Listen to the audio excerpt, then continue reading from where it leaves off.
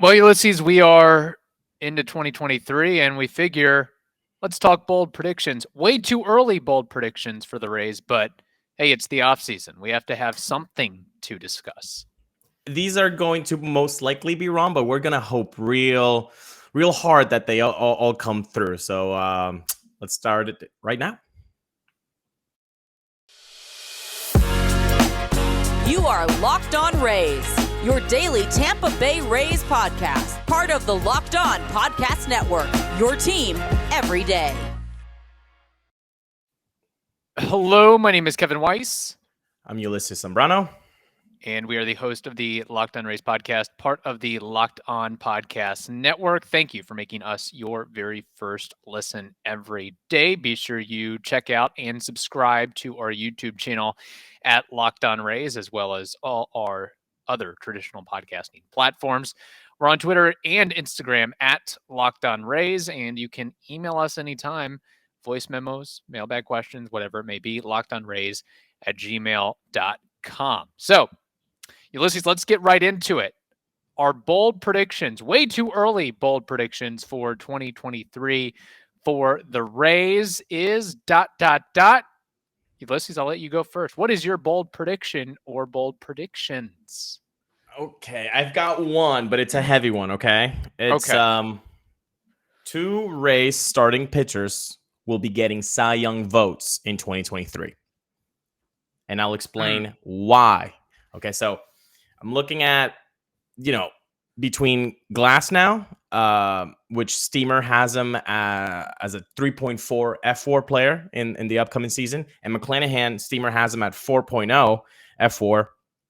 Those are pretty good, sizable projections that you can say, okay, they're going to do some damage. And why do I say that? It's because last year, McClanahan had, I believe it was a total of 9 votes in his F4. Do you remember what his F4 was, Kevin, last year? Probably 3.5. Right on the money, baby. 3.5. So these guys are already projected to be around that. So I don't think it's too crazy to think that those, especially those two. But again, look at the depth. You're talking Drew Rasmussen. You're looking at Jeffrey Springs. Maybe a Zach Eflin breakout year could happen with all of the things that the Rays could possibly help adjust and tweak on his repertoire and everything else. So in between, I'm thinking this is not as far-fetched, but obviously a lot of things have to go right, especially the H word, health. Health has to be there. But I don't think it's too crazy, but it doesn't happen every day where two guys in the same rotation are going to get votes, even though last year, Houston and Toronto had that same thing happen. That's a good trivia question right there. So you think Tyler Glasnow is going to get enough of a workload to merit Cy Young votes, that the Rays are going to push him from 0 to 100 or 0 to 150, 175 innings, respectively? I mean, I'm just using Glasnow as a barometer, but it doesn't have to be him. I'm just saying two Rays starting pitchers. Could so do what that. would be your best guess? Would it be McClanahan and Rasmussen, McClanahan and Springs, McClanahan and Glasnow? I mean, I think you have to put in McClanahan has to be in there. Yeah, I think you have to go McClanahan and then Glasnow. The problem with him is he probably will have the best numbers overall, but then the innings pitched are probably not going to be there. So that automatically leaves him out. But you never know. If he goes insane mode, like he kind of was in the beginning of 2019 or in 2021 when it all started, we've seen crazier things happen. We never thought that a guy with a negative win-loss record would ever win a Cy Young, and that's happened, or less than double digits, and that's happened. Things can be the first time that they've occurred. So I just wouldn't put a lot of green skittles on it happening with Glasnow, but you never know, man. But again, the depth is so big. It's really impressive what this race rotation is going to be in 2023. Again, barring injuries, of course. Following up on that, Tyler Glasnow, as of today, over under 120 innings pitched in the regular season for 2023. That's a good one because we're talking that he's probably going to make 5 innings an average start, right? Give or take. That would be 25 starts at 125. I'm going to go slight over. Slight over. Yeah. Because maybe he doesn't make the 25 starts, but maybe he does 6 innings, maybe a couple 7s, hopefully, maybe down the stretch. Yeah. I mean, they gave him 5 innings in the playoffs, so it's not like, and he was just like lights out. Like it wasn't even. He was he even sweating in the wild card game? It didn't look it. Probably not. No. So I think you can feel confident. Hopefully nothing horrible happens, but I think it's okay to think positively there and go slightly over. And following up on that again, 1 through 5, the Rays rotation is it the best in baseball on paper as of today, January 9th? I don't know. The Yankees have a pretty nasty one there now with Rodon, Cole. If Cortez is the type of Cortez that we saw last year, Severino. I mean, it's a good one, and it's within the division. You always have the Mets as well. So maybe they're in the conversation. League. Top 5. I think it's fair to say top 5 for sure. I think it's fair to say that the Rays would make the top 5. Yeah, for sure. Yeah. And who knows, 2024, depending on the progression of some of these guys, you could make the case or the argument that Shane McClanahan and Tyler Glasnow, they might be the best 1-2 punch in 2024. Perhaps. Things shake up. Exactly. Development. If Shane McClanahan doesn't have a dip and he's more of the first half instead of the second half, maybe that was just fatigue. If Glasnow can, stay healthy, I think that can happen. But am I being too positive thinking that Tyler Glasnow is going to go over 125, or do you think that's about right? No, I think that's pretty fair. I think. I think that's kind of why I threw it out there, over under 120. That was sort of what I was kind of in line for.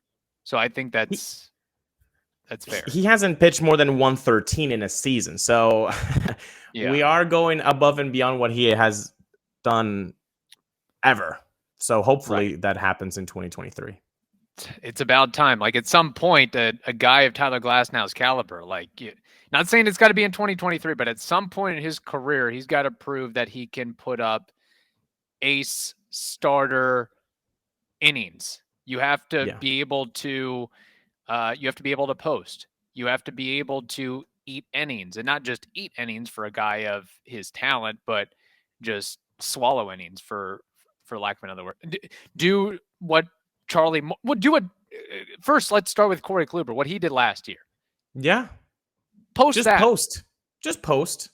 Yeah. And the just is a little bit demeaning there because it takes a lot for a player to post. Right. But you have to, man. You have to. You can have a tremendous 80 innings, but the fandom, the team, everybody's expecting more than 80 innings from an ace. Yes. 90, 100, whatever it is. Okay. Very good. All right. Yeah. I'll give you my bold prediction and a couple honorable mentions as well, and then we'll get to some listener comments and input on this too. But first, we have to tell you about betonline.net. BetOnline.net is your number one source for sports betting info, stats, news, and analysis. You can get the latest odds and trends for every professional and amateur league out there. Football, college bowl season, basketball, World Cup. It is all covered at BetOnline.net. It is the fastest and easiest way to get your betting info. So head over to the website today or use your mobile device to learn more. BetOnline, it is where the game starts. Okay, my way too early bold prediction for the Rays in 2023.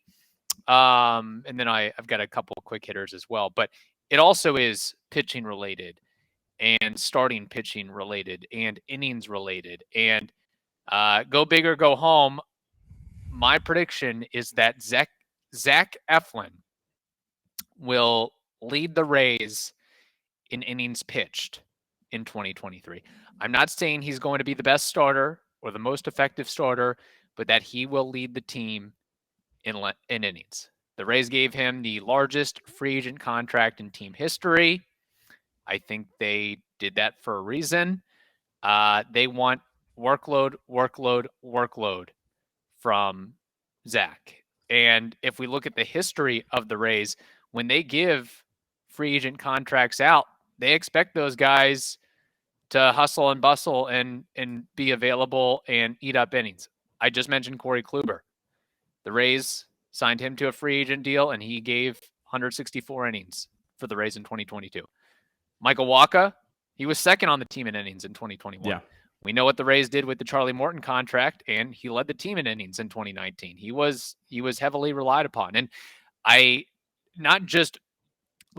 Eflin, I know he's had some issues with his knee.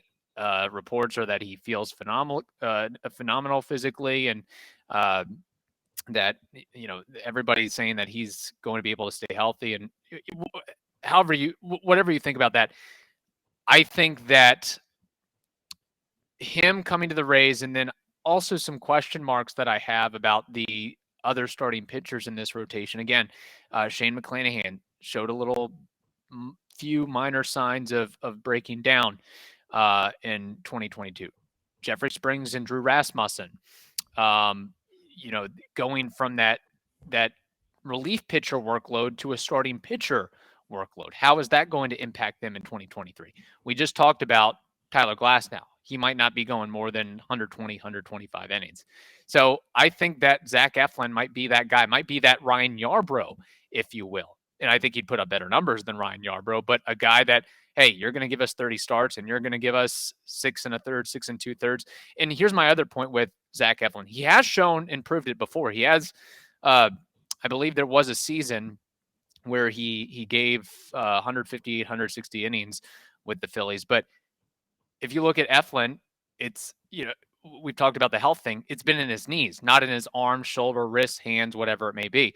And he's more of that give you the kitchen sink finesse work you pitcher as opposed to a power pitcher where a guy is more prone to get hurt and worn down. So those are my arguments on why I think Zach Eflin has the potential to throw more innings than any other Rays pitcher in 2023. And again, not saying he's going to be the best, but the most. That's fair. And we've known that, you don't have to be the best to throw the most innings. Like you said, Ryan Yarbrough was basically that guy for the Rays ever since he came up. It's a good one. I like the under the radar pick there. You were talking about his highest career innings pitched was 2019, where he had 163 innings. So essentially what Kluber did last year.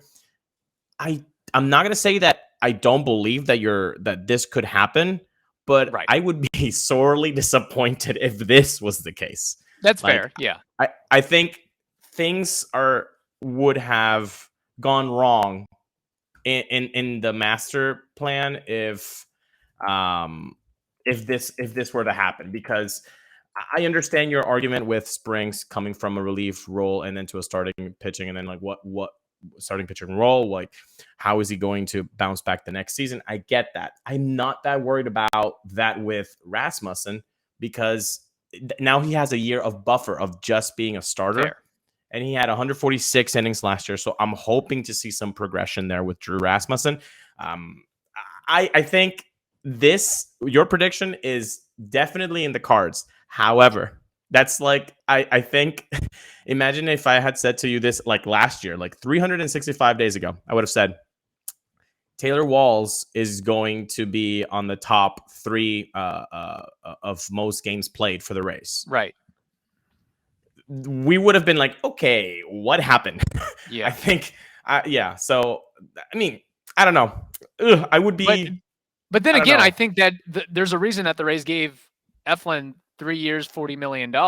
And now in 2023, he's going to be the highest paid player on the team. He's going to make $11 million. The next highest paid guy is going to be Manny Margot. So you put your money where your mouth is. And I think Zach Eflin, based on what the Rays see internally and the metrics and how they can work with him, that he's going to be tremendously better than anything he showed with the Phillies. Not saying he's going to be Glasnow caliber or even Springs or Rasmussen or McClanahan caliber, but I could see a sub 4 ERA, which I could see really, really solid numbers.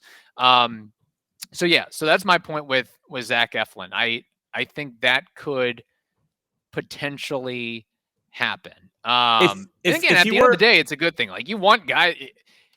I'll take with all the injuries that the Rays have experienced.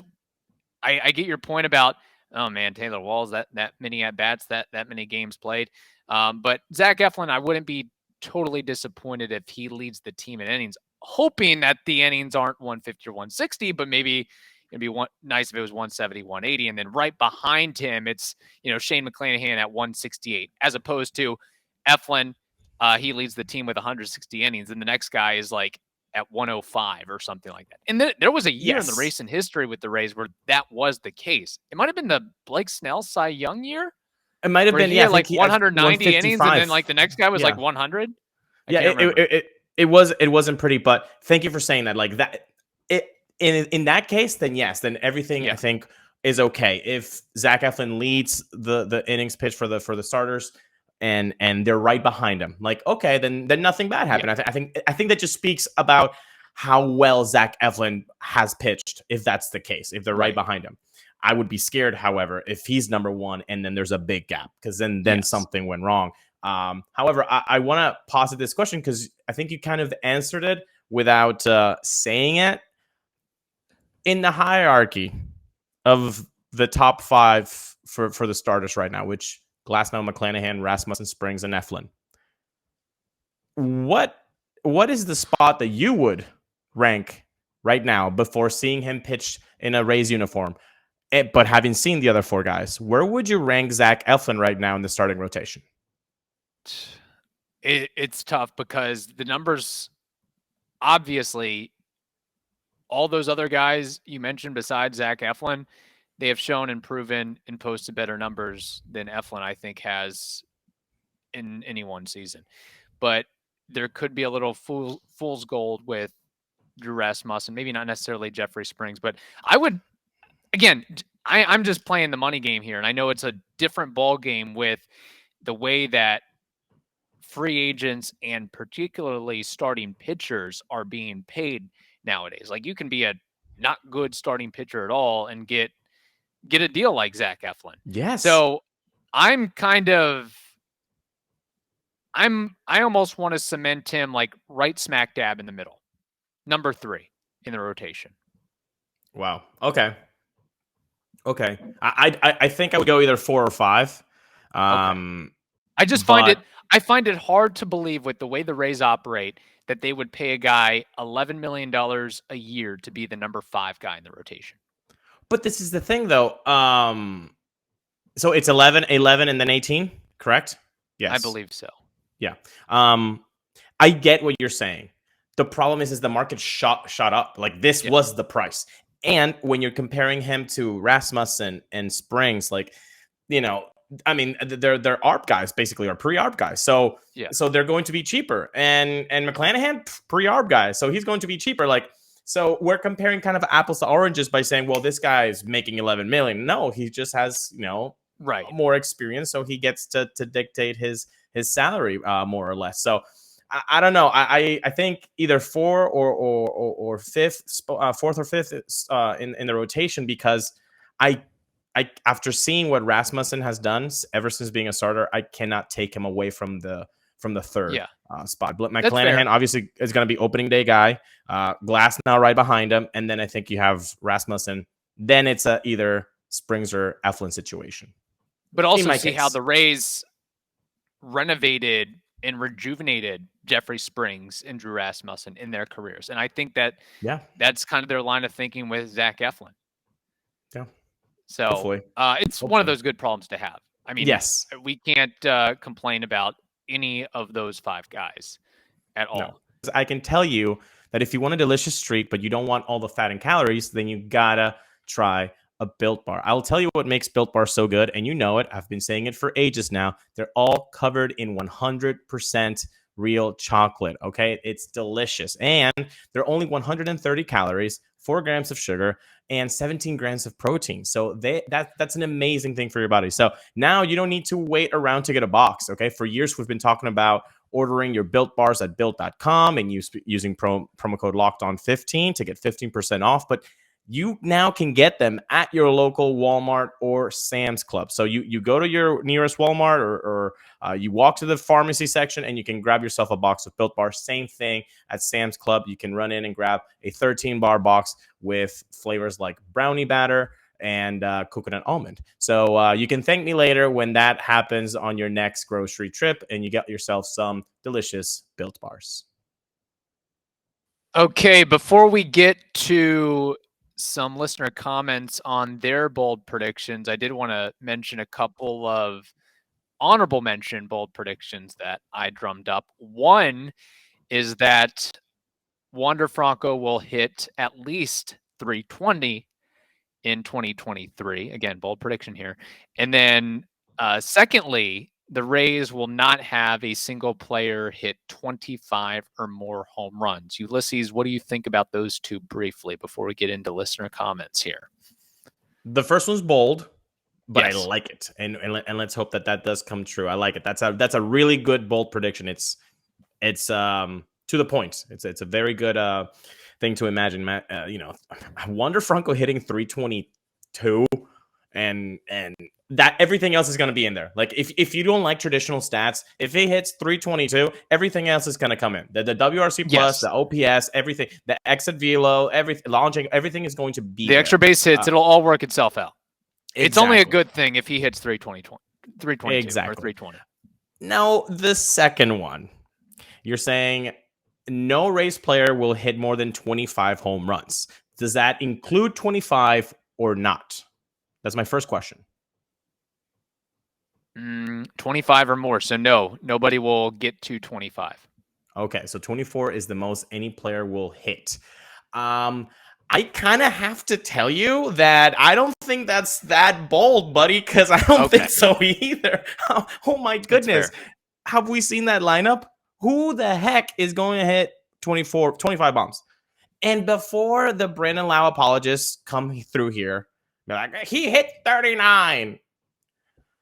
You're willing to put your hand on the fire that he's going to be healthy next year? Yeah. And that he's going to come back in that dead ball? I mean, let's remember that it was a different baseball that he was playing with when he hit 39. Yeah. So I think it's going to take him a couple months to heat up, quite frankly. Yeah, it always does. It always does. Yeah.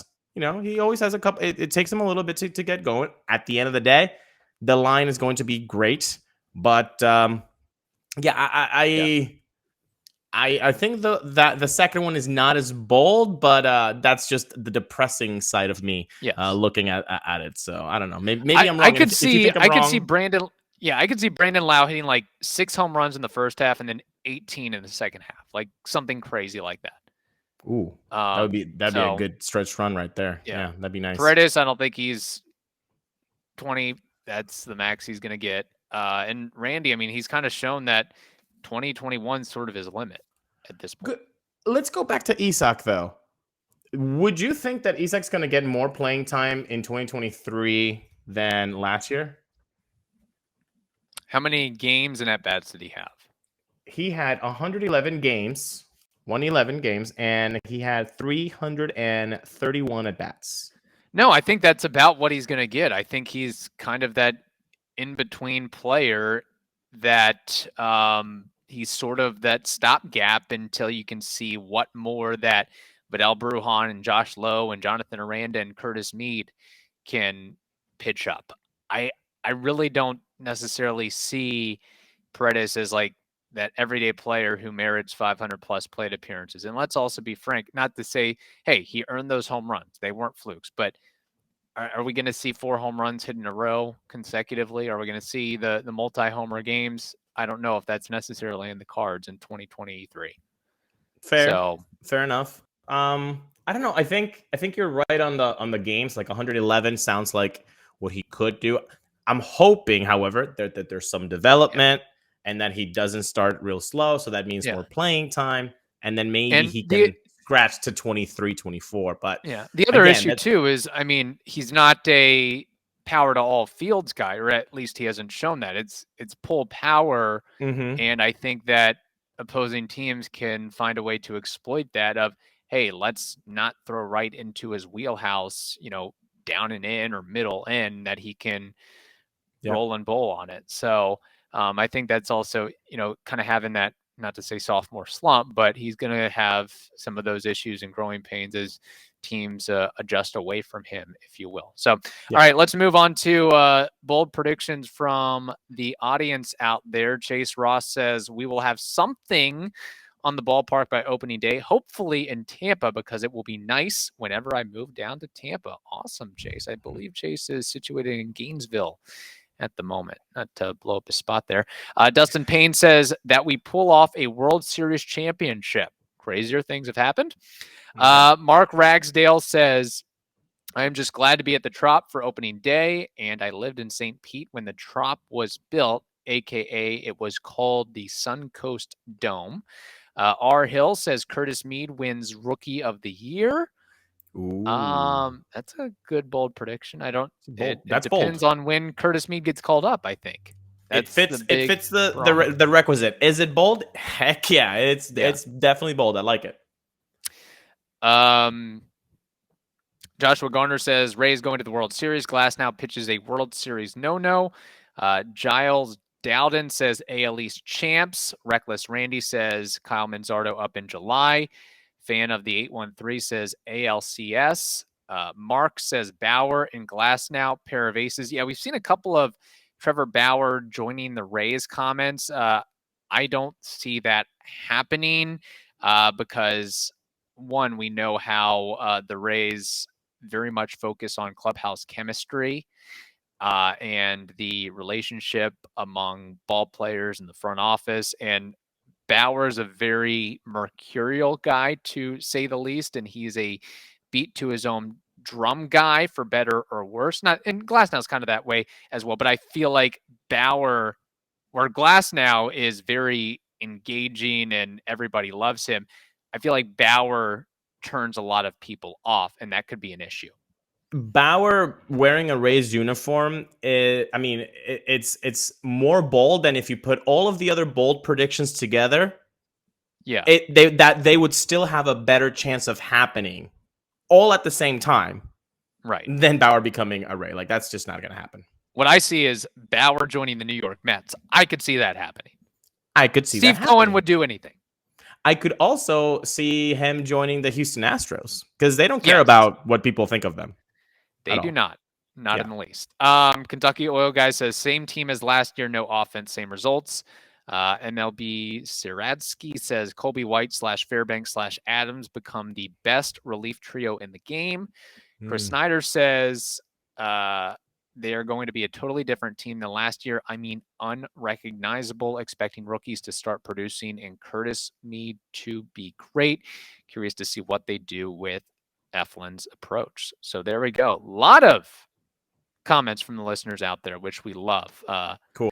We love the engagement. Thank you all. Yes. Yeah. All right. Thank you for making the Locked On Rays podcast your very first listen every day. Now make your second listen the Locked On MLB Prospects podcast. That is also free and available on all platforms. Hope you all have a wonderful day. Stay safe, and we will talk to you on Wednesday.